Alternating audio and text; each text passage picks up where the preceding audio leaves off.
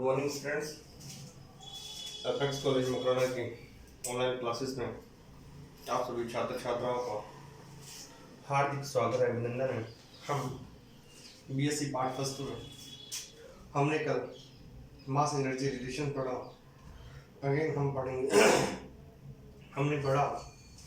Mass energy relation, mass energy relation पदार्थ m equal to m naught under root 1 minus v square over c square। कल हमने ये relation पढ़ा। Again हम इसी को कंटिन्यू करते हैं। हमने पढ़ा कि d e k equal to d by d t m v d x equal to क्या होगा, डी एम वी क्या होगा, d m v d x by d t. हम सबको पता है कि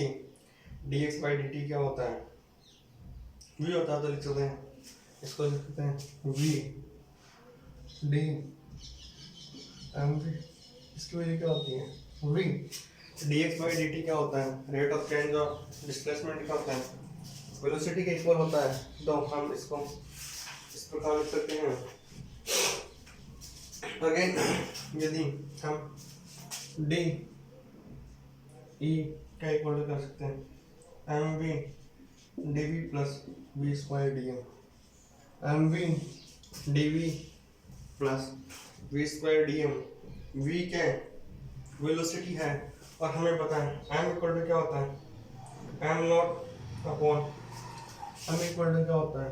M equal to M not under root 1 minus we square by C square. यदि हम इस क्वेश्चन डी के यदि हम इसे इस ब्रैकेट को खोल के दोनों तरफ स्क्वायर करें तो क्या हो जाएगा, m square minus m square we square by C square equal to am not square. M square we square minus m square we square upon C square equal to M not का whole square. यदि हम इस equation जो कि हमने पहले लिखी थी उसको क्या करते हैं, डिफरेंशिएशन करते हैं, तो क्या आएगा, तो m square d m equal to 0 to m square c to M C square to, यदि इंटीग्रेशन कर ले तो क्या हो जाएगा, two M C square d m equal to 0 plus two m square v two m square v d v plus two v square m plus two v square two v square m d m. जब हमने यहाँ से किया था तो इसको again करते हैं कि यदि कंपेयर करने पर हमें जो भी रिलेशंस मिलते हैं तो इस प्रकार से हम कंपैरिजन के बाद जो भी रिलेशंस मिलते हैं, आउटपुट मिलते हैं, वह है D e k equal to क्या आएगा, सी स्क्वायर डी एम, क्या सी स्क्वायर डी एम। यदि हम मान लेते हैं कि कण का द्रव्यमान एम नॉट से एम तक बढ़ता है, क्या कण का द्रव्यमान एम नॉट से एम तक बढ़ता है तथा काइनेटिक एनर्जी 0 टू के तक बढ़ती है। कहाँ तक, 0 टू के या ई के तक बढ़ती है। तो हम दोनों तरफ इंटीग्रेशन करेंगे, डी ई के from 0 to e k equals to M not to M C square d m. यदि इंटीग्रेशन करने पर हमें चीज़ें कुछ इस प्रकार से होती हैं, E K minus 0 equal to D का इंटीग्रेशन क्या होगा, एम होगा, क्या होगा, एम होगा C square M minus M not, C square M nought D K को हम इस सिमिलर लिख देंगे C square M minus M nought. Kinetic energy में जो रिलेशन आएगा वो क्या आएगा, C square minus M nought, क्योंकि अणु की टोटल काइनेटिक एनर्जी क्या होती है विराम अवस्था पे, काइनेटिक एनर्जी ऑफ पार्टिकल या अणु एट रेस्ट मास क्या होगी, एम नॉट सी स्क्वायर, क्या होगी एम नॉट सी स्क्वायर, जब गतिज ऊर्जा कितनी होती है हमें ये भी पता है, हम एक छोटा सा रिलेशन है इम्पोर्टेंट है उसको इस प्रकार से लिख सकते हैं कि E equal to am not C square plus E K, E equals to am not C square plus E of K, ठीक है, जो किसके बराबर होती है, E इक्वल टू क्या होता है एम सी स्क्वायर, जो आइंस्टीन रिलेशन है इसी को हम कहते हैं आइंस्टीन का द्रव्यमान ऊर्जा संबंध, इसी को कहते हैं आइंस्टीन का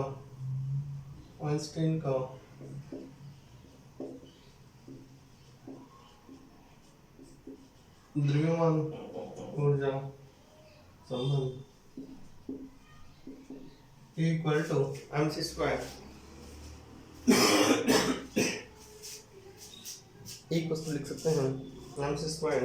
अगेन यदि कण का वेग हम मानते हैं, यदि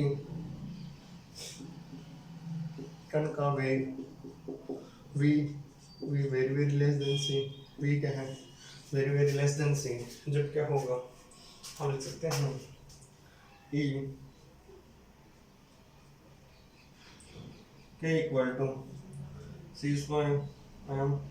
minus c square M not, जो हमने पहले लिखा था, क्या लिखा था ए के माइनस जीरो बराबर C square M minus M nought, उसी को हमने अगेन लिख दिया। यदि हमें पता है कि एम इक्वल टू क्या होता है m not C square plus c square value, m not equal to क्या होता है m equal to am not upon under root one minus we square by C square, लिख देंगे m not upon under root one minus we square by C square, ठीक है, minus c square M not. यदि हम इस नीचे वाली term को कुछ इस प्रकार से एक्सपेंड करें तो क्या होगा a k equal to am not C square upon m not C square common ले लिया, एम नॉट सी स्क्वायर दोनों में कॉमन ले लिया, इधर क्या बचा वन अपॉन, इधर बचा one plus v square upon two सी स्क्वायर प्लस 3/8 3 की पावर 4 3 की पावर 4, कुछ इस प्रकार से आएगा। यदि और लास्ट में हम इसमें से क्या सब्ट्रैक्ट करना है m not C square, am not C square लिख दिया, एम नॉट सी स्क्वायर, ये इसको हमने लास्ट में माइनस किया, इसको यदि हम one minus we square one c square expand करते हैं कैसे होता है वन प्लस ऊपर आएगा तो क्या होगा माइनस माइनस प्लस 1/2, ये अंडर रूट है, ये क्या है one minus we square by C square की पावर क्या है 1/2 है, माइनस में ऊपर जाएगी क्या हो जाएगी प्लस में one plus half v square by C square, यहाँ पे आएगा ये वन फिर 1/2 फिर 3/8 पावर 1 बढ़ती जाएगी, कुछ इस प्रकार से एक्सपेंशन होगा, तो हम इसको इस प्रकार से लिख सकते हैं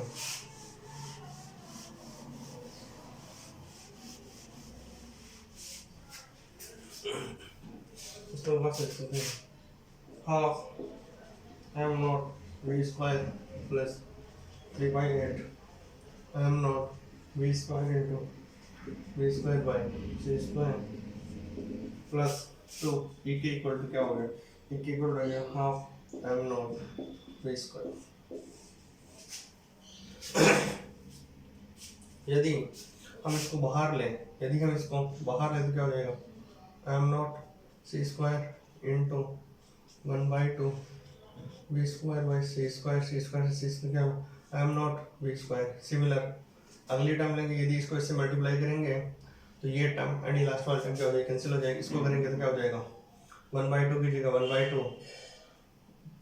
1/2 से जो ये है वो 1/2 तो आ जाएगा, और जो लास्ट में 3/8 वाला है इसमें 3/8 रहेगा। और हमने इसको इस प्रकार लिखा,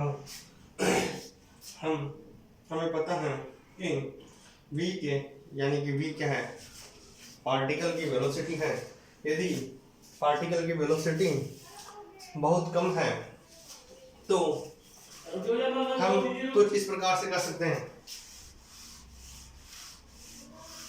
अगेन हम दूसरा है कि अपेक्स के ऊर्जा समीकरण संबंध, अपेक्स की ऊर्जा संवेग संबंध अर्थात रिलेटिविस्टिक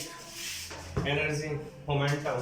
चूंकि हमें पता है किसी भी चीज का मोमेंटम क्या होता है, मोमेंटम तथा हमें पता है किसी भी मूविंग पार्टिकल की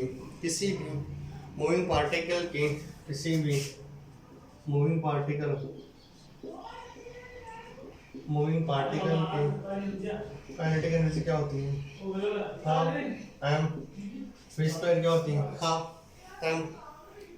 या एम वी स्क्वायर होती है। यदि हम मान लेते हैं कि यदि काइनेटिक एनर्जी और टोटल एनर्जी क्या होती है, एम सी स्क्वायर, किसी पार्टिकल की टोटल एनर्जी क्या होती है तथा गतिशील कण की ऊर्जा क्या होगी,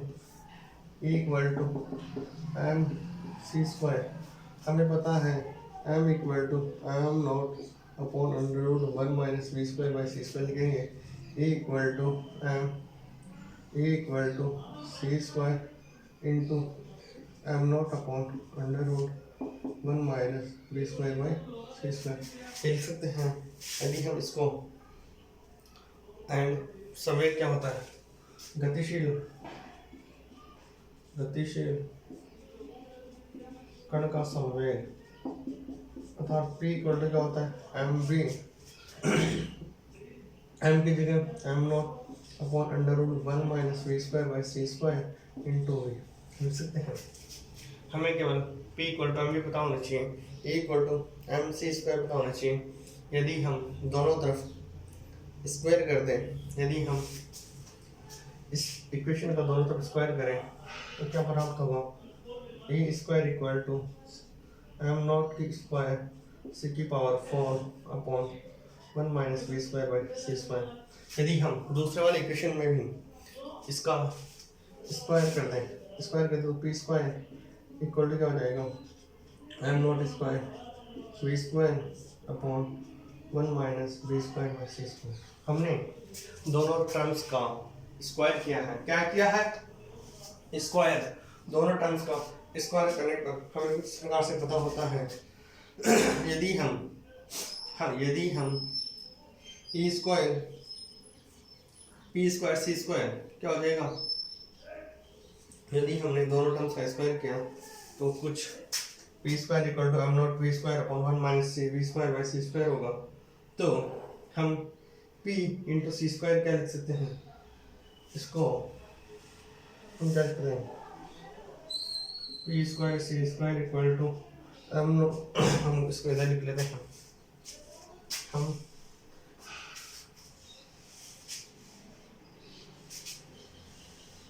चार इक्वेशंस है, हमें पता है चूंकि पी स्क्वायर इक्वल टू क्या है, m not square we square upon 1 minus we square by C square. यदि हम इनका एलसीएम लेंगे तो क्या आएगा, सी स्क्वायर तो क्या हो जाएगा, P square C square equal to am not square we square into C square upon 1 minus we square by C square. यदि हम and A square equal to क्या है, ए स्क्वायर इक्वल टू आया am not square M C square होता तो सी की power 4 upon 1 minus we square by C square. इसको हम इक्वेशन दे देते हैं 3 and this equation will be 4। यदि हम इक्वेशन 3 में से 4 को सब्ट्रैक्ट करें 3 माइनस 4 क्या होगा, A square minus P square C square equal to am not square C की power 4 upon 1 minus we square by C square minus M not square we square C square upon 1 minus we square by C square. LCM आएगा 1 minus we square by C square. तो जो भी last में terms आएगी वो किस प्रकार से आएंगे, क्या आएंगे, m not square C square minus we square upon 1 minus we square by C square. यदि हम इनको अगेन ऊपर सी यदि ऊपर वाले टर्म्स में यदि हम सी स्क्वायर कॉमन ले लें, क्या कॉमन ले लें, सी स्क्वायर, तो क्या बचेगा, एम नॉट स्क्वायर सी की पावर 4 क्या बचेगा, 1 minus we square by C square upon 1 minus we square by C square. ये बचेगा, ये दोनों क्या हो जाएंगे, ये दोनों कैंसिल आउट हो जाएंगे। तो क्या हो जाएगा, एम नॉट स्क्वायर सी की power 4।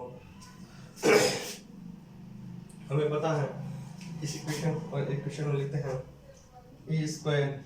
Minus P square C square equal to क्या होता है, एम नॉट स्क्वायर सी की पावर 4। तो ए इक्वल टू क्या आ जाएगा, ए इक्वल टू आ जाएगा आपने ए स्क्वायर इक्वल टू क्या आ जाएगा, एम नॉट स्क्वायर सी की power 4 plus P square C square. P equal to क्या आ जाएगा, under root M not square C की पावर 4 प्लस पी स्क्वायर सी स्क्वायर। हमें केवल इक्वेशन में एक ही काम किया है, एम की जगह am not upon under root 1 minus we square upon C square किया है। इस प्रकार फर्स्ट यूनिट का सेकेंड पार्ट भी कंप्लीट हुआ और हम कल से नए चैप्टर की शुरुआत करेंगे जिसका नाम है रिलेटिव रोटेशनल मोशन। क्या नाम है, रिलेटिव रोटेशनल मोशन। अभी हमने पढ़ा था ट्रांसफॉर्मेशन एंड चीज़ों में संबंध, एम सी स्क्वायर में संबंध, एम और एम नॉट में संबंध, वी एडिशन पढ़ा था, वेलोसिटीज का, एक्सेलरेशंस का, फोर्स का एंड मासेस पढ़े थे। अगली क्लास में हम पढ़ेंगे रिलेटिव रोटेशनल मोशन। मैं आप सभी स्टूडेंट्स का एपेक्स कॉलेज मकराना परिवार की तरफ से बहुत बहुत आभार ज्ञापित करता हूँ। Again thank you so much.